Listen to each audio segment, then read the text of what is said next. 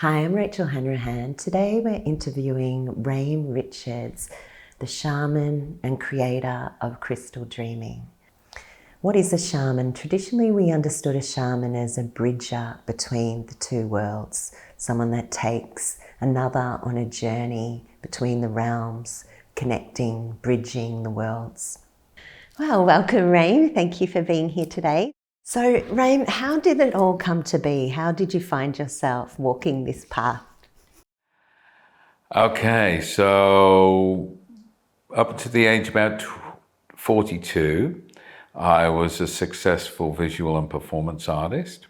I was enjoying life to the full, a little bit hedonistic, had a good stable family life, and I had reached a kind of a plateau in my career as a performer where the big group that I was working with, Primary Source, had splintered into smaller groups. And so I was at a point of surrender in terms of, okay, what's going to happen next? Didn't know what was going to happen next.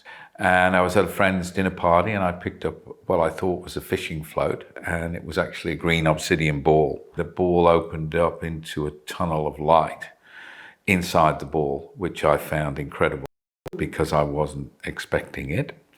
And being a kind of adventurous type of chap, I went down the tunnel of light to see what would happen, and I was met with waves of unconditional love and joy, and was kind of basically told, it's great you've woken up, you've been asleep at the wheel a bit. And I was like, you guys are talking to the wrong person, I don't believe in you.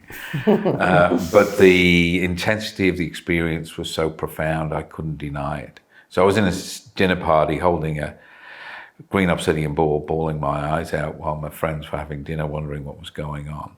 Wow. And when I looked up at them, I could see their energy bodies, but most particularly I could see a pink light emanating from the center of my wife's chest towards me, which was profound. And so that triggered a spontaneous spiritual awakening, which might be described as a Kundalini experience by some. Fortunately, nothing blocked it.